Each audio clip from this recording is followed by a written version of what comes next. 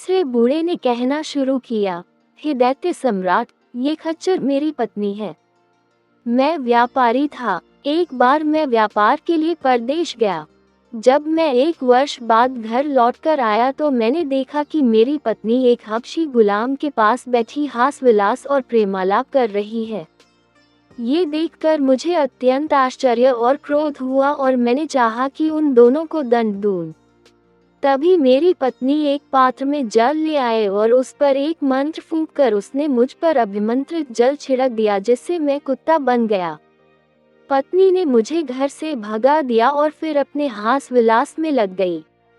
मैं इधर उधर घूमता रहा, फिर भूख से व्याकुल होकर एक कसाई की दुकान पर पहुंचा और उसकी फेंकी हुई हड्डियां उठाकर खाने लगा। कुछ दिन तक मैं ऐसा ही करता रहा। फिर एक दिन कसाई के साथ उसके घर जा पहुंचा।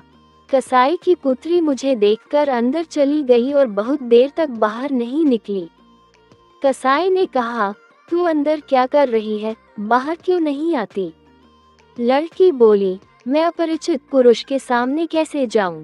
कसाई ने इधर उधर देखकर कहा कि यहाँ तो कोई अपरिचित पुरुष नहीं दिखाई देता, तू किस पुरुष की बात कर रही है?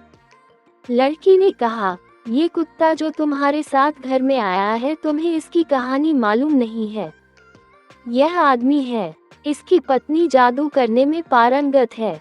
उसी ने मंत्र शक्ति से इसे कुत्ता बना दिया है। अगर तुम्हें इस बात पर विश्वास न हो, मैं तुरंत ही इसे मनुष्य बनाकर दिखा सकती हूँ। कसाई बोला, भगवान के लिए सो ही कर। तू इसे मनुष्य बना दे ताकि यह लोक परलोक दोनों का धर्म संचित करे। ये सुनकर वह लड़की एक पात्र में जल लेकर अंदर से आए और जल को अभिमंत्रित करके मुझ पर छिड़का और बोली, तू इस देह को छोड़ दे और अपने पूर्व रूप में आ जा।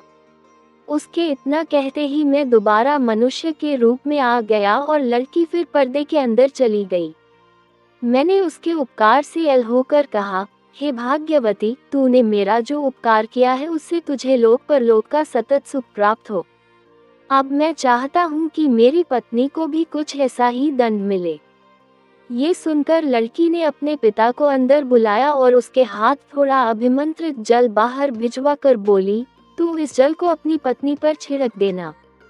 फिर तू उसे जो भी देह देना चाहे उस पशु का नाम लेकर स्त्री से कहना कि तू ये हो जा। वह उसी पशु की देह धारण कर लेगी। मैं उस जल को अपने घर ले गया। उस समय मेरी पत्नी सो रही थी। इससे मुझे काम करने का अच्छा मौका मिल गया। मैंने अभिमंत्रित जल के कई छींटे उसके मुंह पर मारे और कहा, तू स्त्री की देह छोड़कर खच्चर बन जा। वह खच्चर बन गई और तब से मैं इसी रूप में अपने साथ लिए घूमता हूँ। शहरजाद ने कहा, बादशाह सलामत। जब तीसरा वृद्ध अपनी कहानी कह चुका तो दैत्य को बड़ा आश्चर्य हुआ। उसने खच्चर से पूछा कि क्या ये बात सच है जो ये बूढ़ा कहता है?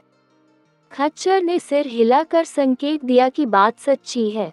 तत्पश्चात दैत्य ने व्यापारी के अपराध का बचा हुआ तिहाई भाग भी क्षमा कर दिया और उसे बंधन मुक्त कर दिया। उसने व्यापारी से कहा, तुम्हारी जान आज इन्हीं 3 वृद्ध जनों के कारण बची है।